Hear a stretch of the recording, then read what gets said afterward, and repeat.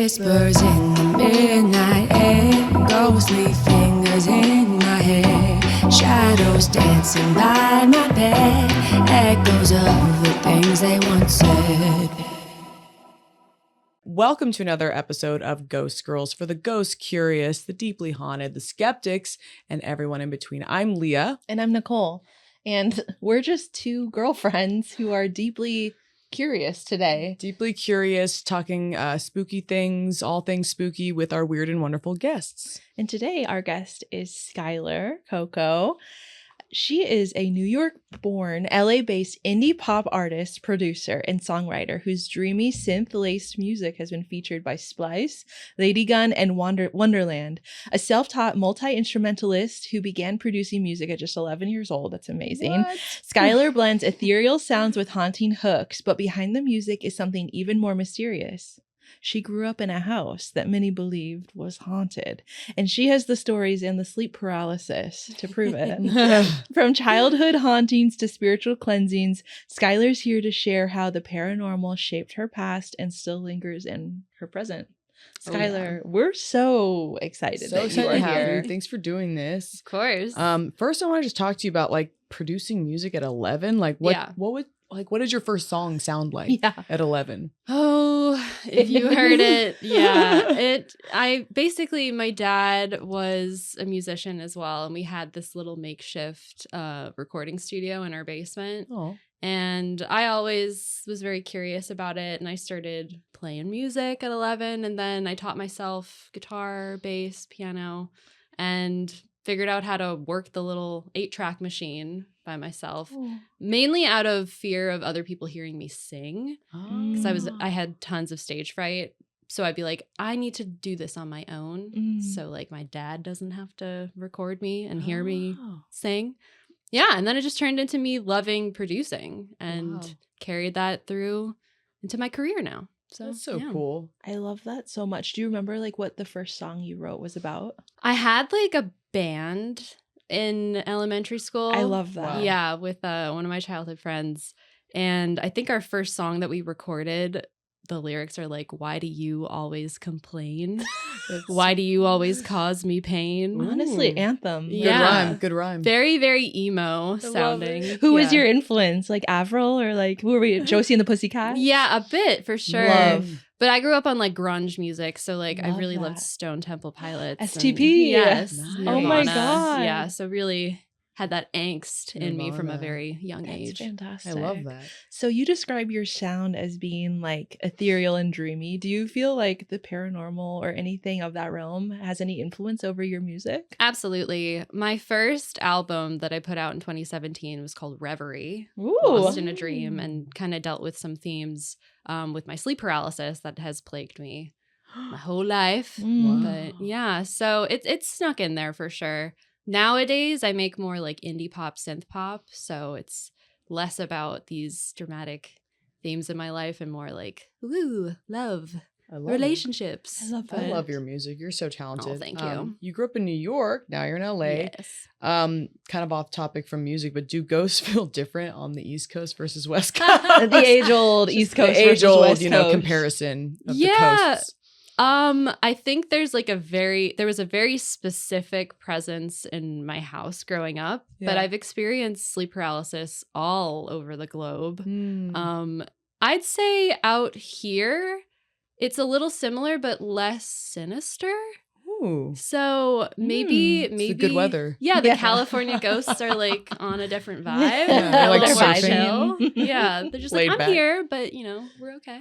Laid back ghosts. Yeah. I love it. The Cali ghosts. I mean, it kind of makes sense. They're just vibing here. kind of does. There is a bit more of that here. Yeah, I'd say. Not that it's better, it's just different. but- Mhm. Do you feel like what was your relationship to the paranormal growing up? Like, do you feel like you were more open, curious? Do you have skepticism in you? Like, what was that like? Basically, I grew up non-religious at all. Mm-hmm. So I think I was influenced by my friends' fear of God that like Right. made me start questioning like, oh my God, is there actually, ghosts or an afterlife and things like that.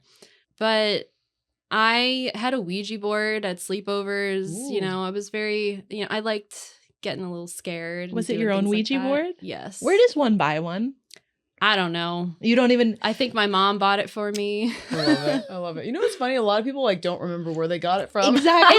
It just appeared, one day. That's yeah. what we've heard time and time again. Yeah, like it was just in the house. Like it was on the street. Yeah, that's so. Like, funny. can you even buy one, or do they just appear? Right? Do they just We don't know. find you? You know? Yeah. Do you remember the first ghost story you heard in life that like really sucked you in or stayed with you? That's a good question because I've heard many in my life. I feel like my neighbor might have had a ghost story. I don't know if I know the specifics, but I feel like I was always the one telling the ghost stories. Ooh. Yeah. Yeah.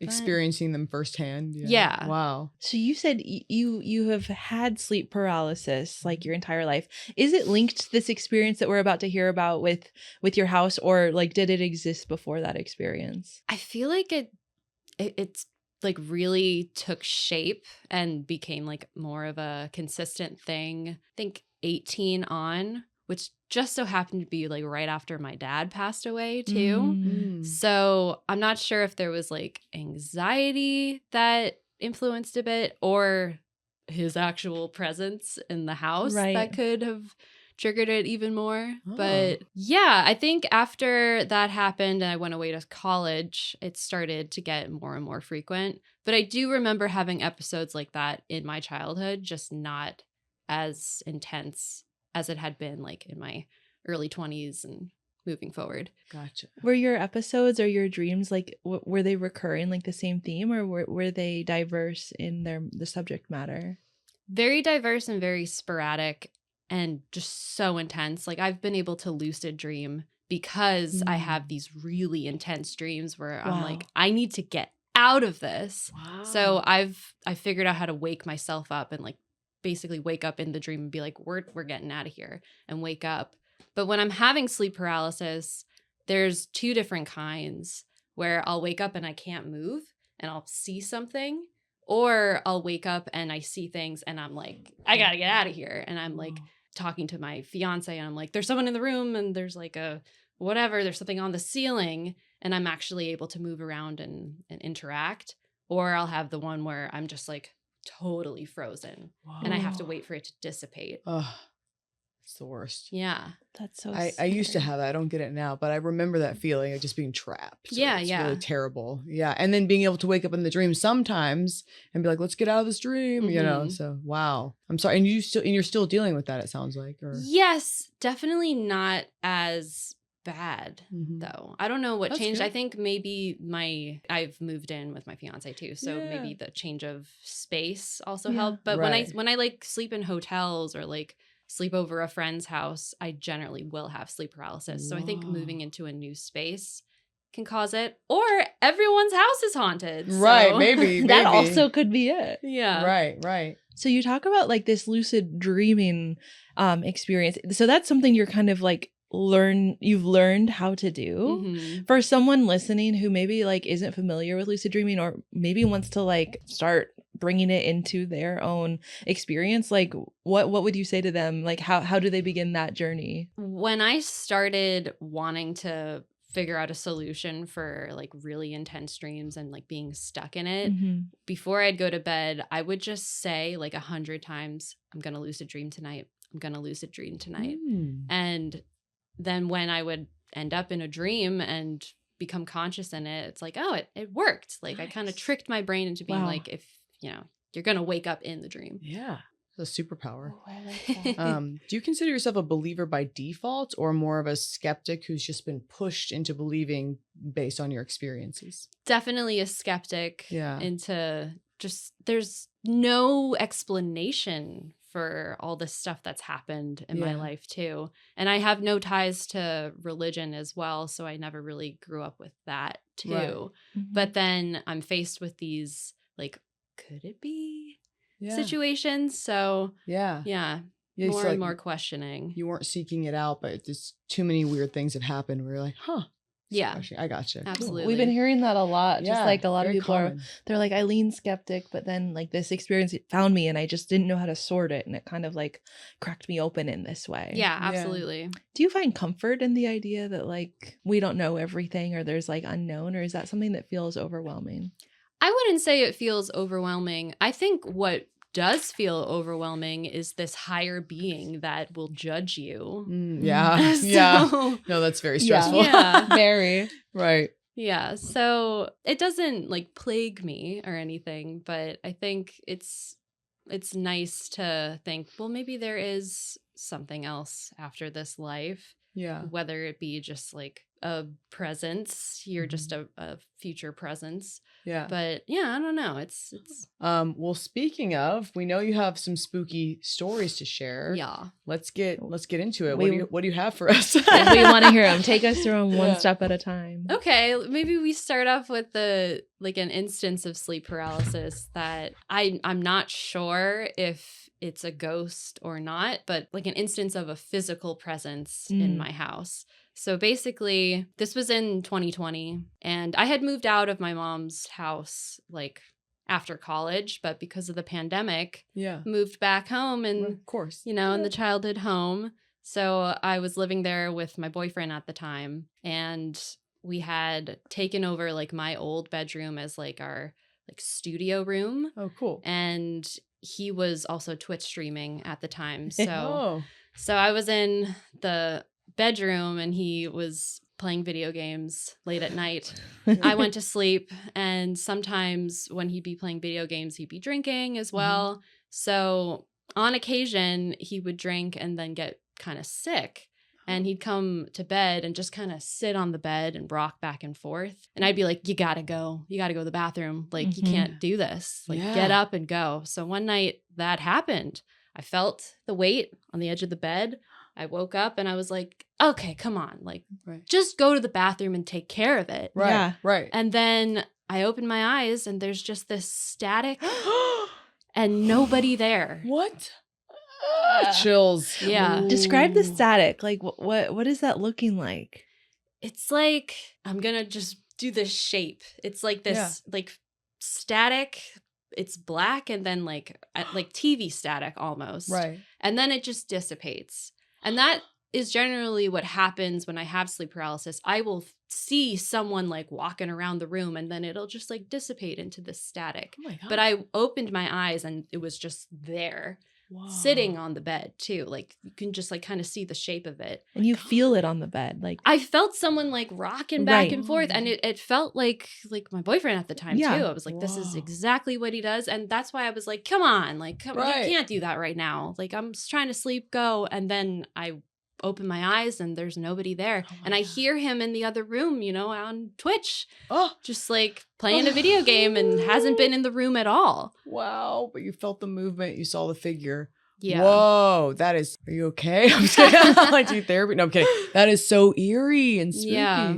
Whoa. And that was just in 2020? Yes. Okay. Wow. Holy shit. was that the single instance of like it taking form in that way? It would happen a couple times in my childhood too, where I would wake up and I would hear like a scream. Oh. Like I'd wake up and it'd be like a, and then Whoa. I'd be like, Oh, they're frozen, and there's shoot, that's okay. That's okay. All good. All good. yeah, I'd just be frozen there, and the house would be completely silent too. Everyone is Huh. asleep, like usually around 3 or 4 in the morning too. There's something Really? about that witching hour. Witching hour. Yeah. Whoa. It's so spooky. hmm When he did you tell your boyfriend about it? Like, how did he respond? How does your family respond to these sleep paralysis episodes? My mom was always very concerned about it. He was like, "That's really weird." Whoa. But Wow. he dealt with, we were together for 9 years, so he had seen it get worse and then see it like kind of start getting better after moving out to California too. Oh. But in the height of it, like I want to say 2016 to 2023 was when it was like very consistent, and it got a lot worse when I moved back home too. Mm. It was like an every other night kind of thing. Was this your childhood home? Yeah. Okay. Wow. Yeah. We had moved back home for like 2 or 3 years. Yeah. Did you said you may have had experiences there as a child, or did I make that up? Yes. Oh, okay. Yeah. So my friends sleeping over my house always had like really strange dreams. Hmm. And I've talked to a few of them about it. My one friend in particular, Victoria, we would have similar dreams about a window in my bedroom. Oh. So she would have dreams where like she'd be looking at that window and then like there'd be this like crazy monster. And I had a dream where I was sitting in front of the window and she was doing my hair. And then we opened the blinds and that static presence was there. And I like, this was when we were maybe like 9 years old and I could still picture that dream. Whoa. Yeah. But she told me recently I had given her like a pillow as a gift and I had kept one of the pillows too. And one time I was sleeping over her house and she said that the pillow would like, it was like a light up pillow. Yeah. She said it would like light up and she took the batteries out. And one night I was sleeping over and she felt it fall on her out of thin air and it was lit up. What? But it didn't have batteries in it. Yeah. So maybe there was like another, like one of those like watch batteries in it. Maybe that could explain it. But yeah, it Strange. like hit her in the night. And that had come from my house. So who knows? How did you guys realize that you had a similar dream of the window? I had told her about the dream after a sleepover once. And then she was like, I've been having dreams like that when I sleep over your house. Whoa. Yeah. We just had a guest who was part of a ghost hunting team in high school, and they all broke into this like old mill that wasn't operational, and something definitely like followed them all home, and they all were having really bizarre dreams or being haunted by something similar. And so they did this thing where they wrote down like, okay, let's all write down what we're dreaming about, and then share the pieces of paper. And they did, and they were having like the same dreams about the same entity and you know, monstrous figure. So that's kind of crazy. Yeah, it's really bizarre. We played with the Ouija board at my sleepovers too. And there's, you know, who knows who's moving the thing. But in our instance, we discovered this person named Beth.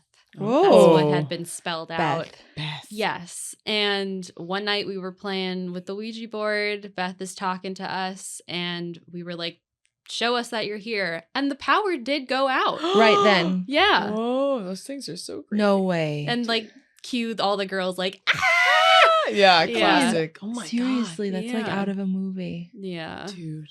Okay, so this is all happening at your childhood home. Yeah. That's definitely the center of where I've had most of my experiences. Wow. With like the static and the physical presence too. Any other instance of sleep paralysis I've had, it's like more like I'll like see like actual people from like my dream will like still be going as I'm waking up. Yeah. And that doesn't scream paranormal to me. That's more of like a neurological thing, I think. Sure. But the actual physical presence and this staticky figure, that's questionable. Do you, for your sleep paralysis, something we've been hearing, I'd be curious to see if it was your experience, they would like wake up and see like a black figure at the foot of their bed. And it was often like, what they call it? Hat Man? The Hat Man. But he's wearing a top hat. Did you see that? Good question. I haven't. I can't make out clothes on the person when it's like more of the paranormal type of sleep paralysis. When I'm having sleep paralysis, it'll be like an actual person, like not like a mysterious thing. It'll be just like a person walking around. Like you see their face? Yes.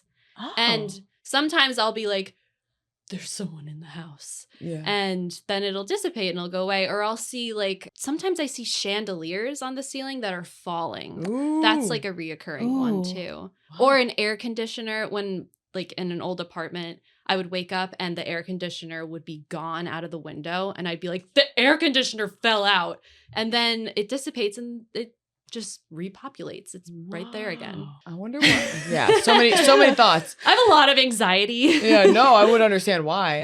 Does your mom still go ahead, Nicole. Oh no, I was just like, I'm hung up on the chandelier falling. Yeah, no, that's wild. That's wild. That's stressful. Yeah. Does your mom still live in that house? No. Okay. So we sold the house and there's a whole story about that. Tell us that. Yeah, so in 2022 we were getting ready to sell the house. My mom is widowed, so you know she was there for a while and it was too much to take care of. Yeah. So put the house on the market, and a couple people were interested, and it fell through, and it started becoming a pattern.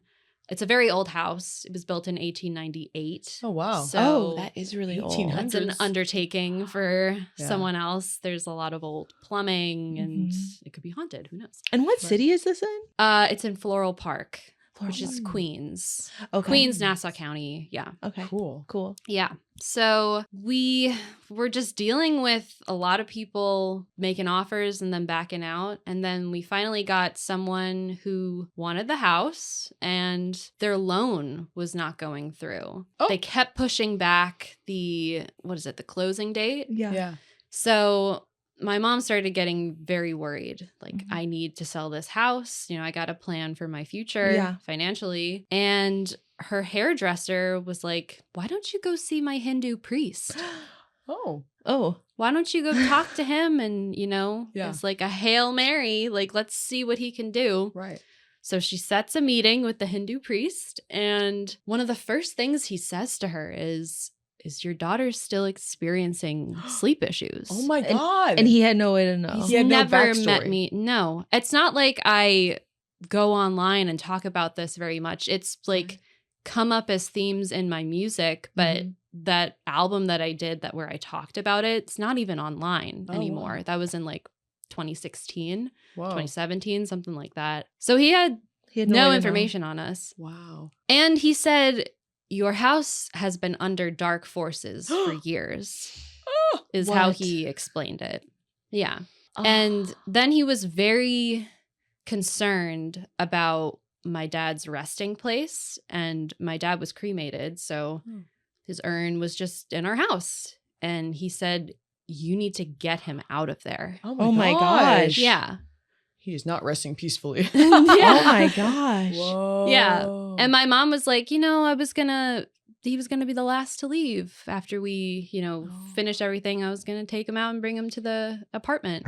So the Hindu priest is like, we're going to do a cleansing ceremony. Mm. So they come over to the house. They go from the top to the bottom. It's like a 3-story house. They go from the attic and with sage and doing prayers. My mom said it took like a few hours. And then, like, I want to say an hour after they finished, they were cleared to close. Loan went through. What? You've gotta be the kidding. loan Yeah. went through. Yeah. An hour later? Yeah, I have the text from my mom saying, like, when she's talking about the Hindu priest is here, we're doing this cleansing ceremony. And then an hour later, I'm like, the lawyer just called and we're good to go. What? We're cleared. Oh Yeah. my God.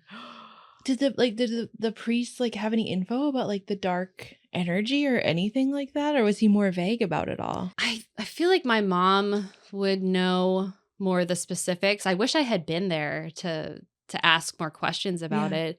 But he mentioned something about my dad and said that in my dad's like astrology, it was predetermined that he would pass away young too. Mm. So he knew something. Whoa. Yeah. What? Sorry, may I ask how old he was when he passed? 58. Oh, that is young. Yeah. Wow. And he had a near-death experience too when he was in his 20s. He had like his appendix removed and he like almost went into septic shock. Oh, Wow. So Whoa. they were trying to get him for a while. Whoa. Yeah. Jeez. So you weren't there during the blessing, right? This No. was, or the cleansing, I should say. Yeah, I was Did out your- here. Oh, yeah. Did your mom feel a shift in energy before and after? Did she say, or? I think so. She became much more serious about the house being haunted after that happened. I think for years I'd be like, the house is haunted. And I'm like, I don't want to live here. You know, things have happened to me. I Yeah. get the sleep paralysis and whatever. My friends think the house is haunted. Mm-hmm. And she would kind of just brush it off. And then it got pretty serious with trying to sell the house. And then it could be a coincidence, but it could also be that they got whatever dark forces out of there. Whoa. And it's time to move on. Do you think did she have experiences of her own, or do you think it was like that final straw of like the complications regarding selling mixed with like your experiences? She had one experience which gives me chills to this day. I want to say maybe 6 or 7 months after my dad had passed, she was hanging up some shelves in her bedroom and his urn was on the floor, like on a little table. Okay. Mm. My mom was hanging up shelves. She left a hammer up on the shelf. And then she like went to go sit down in her bed and hang out for a while. And the hammer flew itself off the shelf and landed right on the urn and smashed it. No. Yeah. What the heck? Respect the Ooh. dead. Yeah. Like that mixed with Ghosts. what the priest said about like you've got to get your dad Yes. out of there. So was it my dad being like, I don't want to be here. Like, I need to get out of here. Whoa, maybe. Yeah. Wow. What was your dad's relationship with the house? He spent the most amount of time out of everyone in the basement. Mm. And I think that basement was definitely haunted. Oh, I was Ooh. just going to ask you if there was any particular spot in the house that felt especially charged. Yes. Yeah. Oh, wow. And we would hear noises after he passed too. No one would be down there. We would hear noises all the time. Ooh. People walking down like these Steps. creaky steps in the basement. And it was an unfinished basement. Scary. Like cinder block. Mhm. There was like a dungeon room. It was really old and scary. And he Whoa. spent the most amount of time there. Wow. Yeah. Oh, my God. What was his relationship to the paranormal? Was he more skeptic or more believer? I think maybe a bit of a believer. My dad was very into aliens. Mm. So Wow. I could see him being, a bit on the ghost vibe too. Yeah. And he also thought the house was haunted for sure. Oh, yeah. It's hard I can't recall any like stories that he had, but I think he would see some shit in the basement for sure. Do you think your intuition or sensitivity is stronger now because of what you lived through, or? Yes. Yeah. I think I'm a bit inclined in that way. Yeah. Where I am pretty receptive to like presences and just like overall like vibes. Like if I walk into someone's house, I can kind of like get an idea Oh. like if something weird is happening there or paranormal. Yeah. Yeah. When is the last time like that you experienced like a situation like that, like walking into a space and immediately knowing? I stayed at this hotel in Santa Fe that was a haunted hotel too. Like a certified haunted hotel. Yeah, and they said it used to be like a Catholic school or something like that. Wow. And the first night there, I had, my sleep paralysis and I saw some like shadowy figure Ugh. walking across the hotel room. Whoa.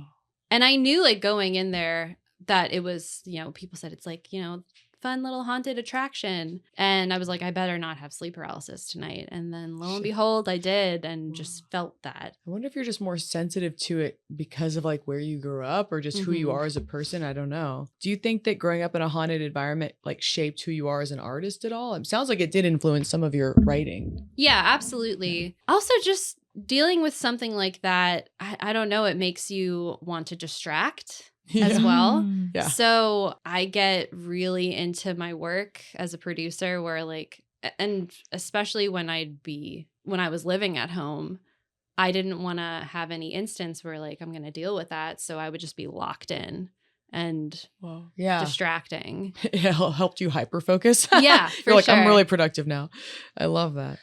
Do you think was there a lesson that you feel as if you were supposed to learn from that experience of growing up in that house? That's a good question. I think maybe the ultimate lesson was to get my dad out of there. Right. He did pass away there. He had cancer and was there in hospice. So I think there was maybe like in order for him to move on into whatever is next, whatever afterlife there is, he shouldn't be stuck in the place where he had passed as well. I tend to, lean into that. That's a nice thought that he's gotten out of there too. Yeah. But, Out of that loop.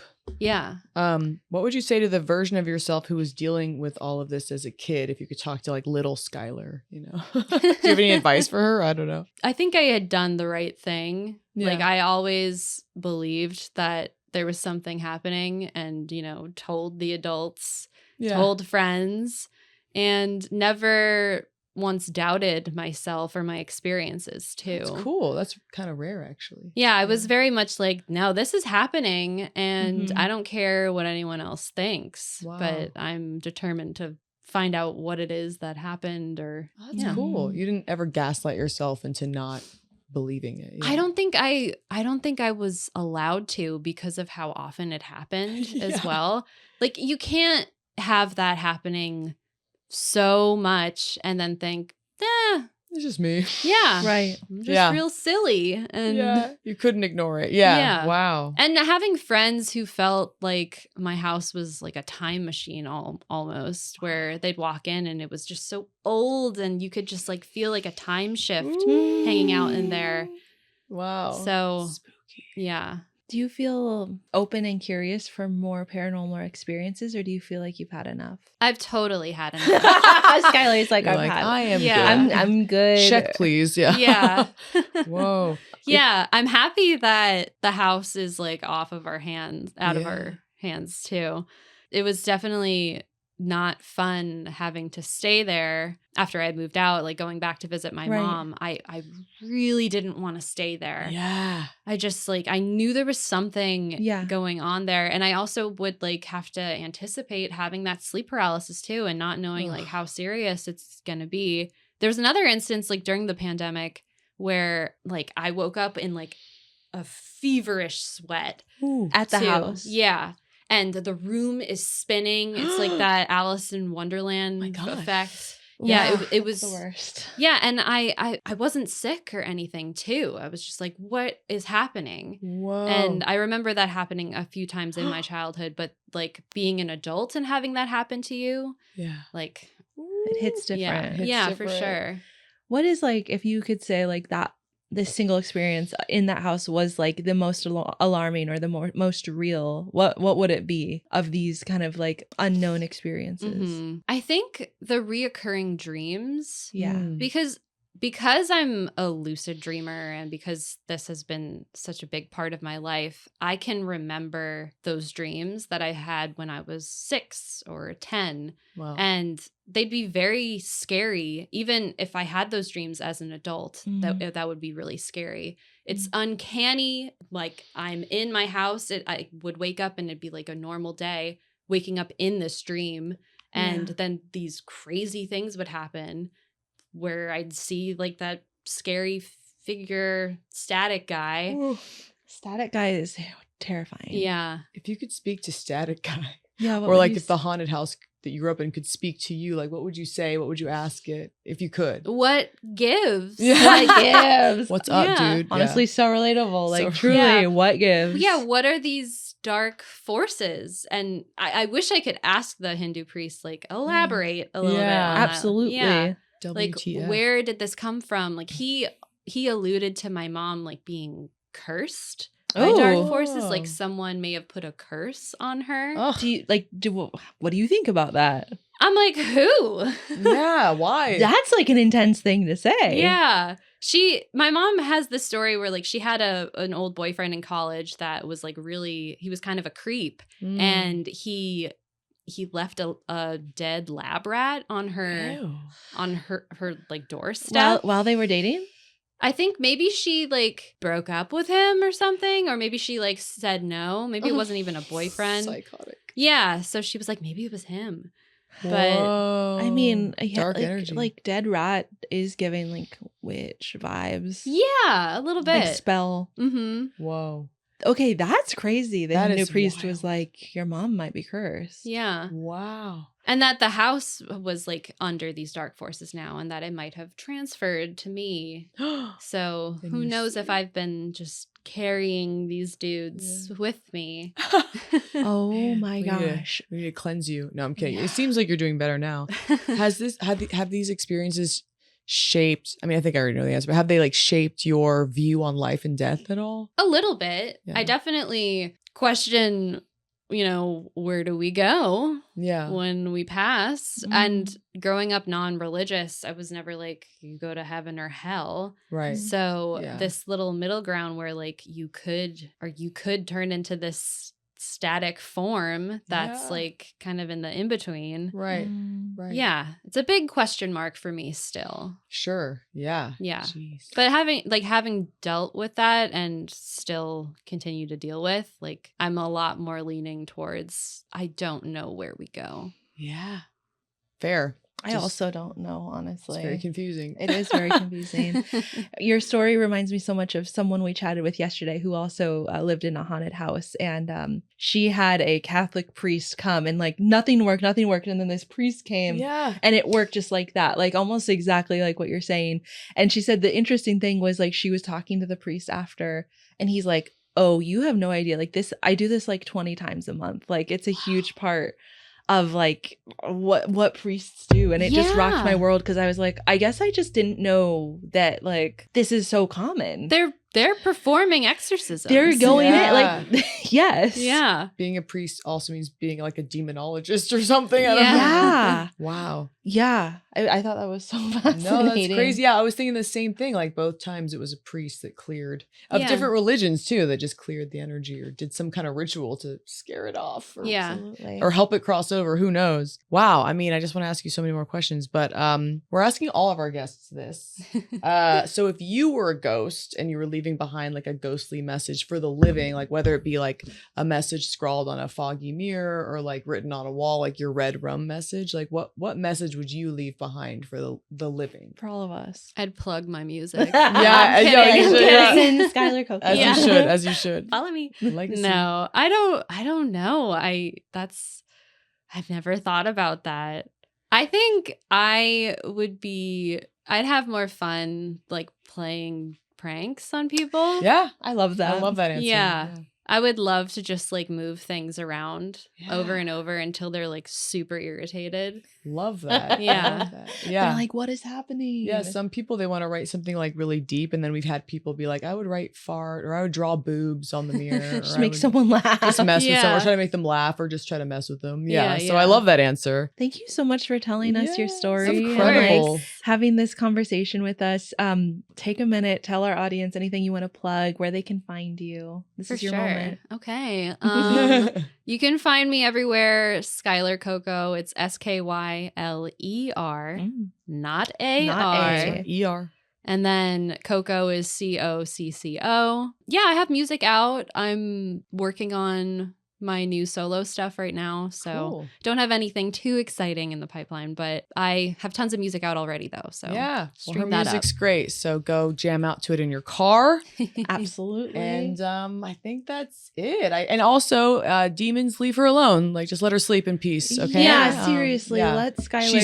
She's paid her dues. She's had enough. Yeah, I'd love Yeah. a good night's sleep. That would be that would be good. spectacular. And I'm so glad you found love with a really good friend of mine and I'm glad he found you because there was a while where I was like, I really hope he finds the one. And I'm really glad you guys found each He's other. great with the sleep paralysis too. Aw, he's like so so sweet. sweet about That's it. so good to have like a partner who is supportive. I could see him being good with that. He Yeah. actually finds it adorable, and I'm like, I'm in my like most scared state, and I'm happy you find that adorable. Ooh, Yeah. I have a question actually, really, really quick before we wrap up. If someone is the partner of someone who has sleep paralysis, what is the best way that they can care for them and support them? I think a gentle like you're asleep, like being as gentle about it.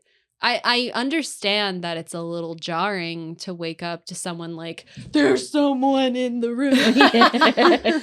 Aww. But just being very gentle and caring about it and also not getting annoyed. Like, Yeah. Patient. there's very little research about sleep paralysis. Yeah.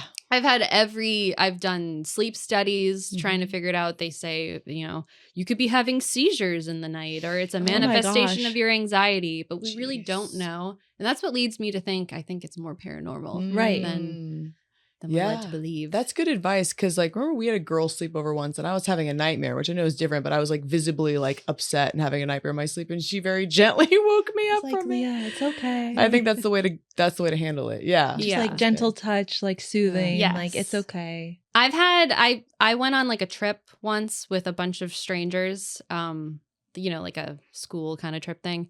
And I had sleep paralysis that night, was, rooming with a bunch of girls. And I woke up and saw what looked like a person coming through the window. And the whole room lit up with screams. There were people like, we were in like an apartment. So like there were people in like one room and then another room and then some people in the living room.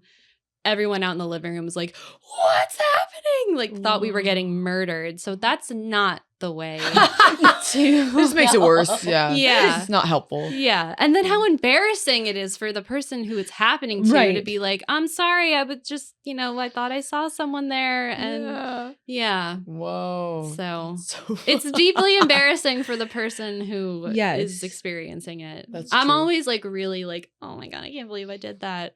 But Aw. with John, my fiance, he's very sweet about it. That's good. Aw. That's good. Everyone be sweet about sleep paralysis. Yeah, absolutely. And nightmares. Yeah. Well, thanks for being on here. We Thank you for really Yes. having appreciate me. it. Thank you so much. This has been another episode of Ghost Girls. Yeah, where we learn more about life by exploring death. And until next time, Stay curious. stay curious. Bye. Footsteps fading down the hall, paintings moving on my wall, chills that wrap around my spine, trapped between the threads of time.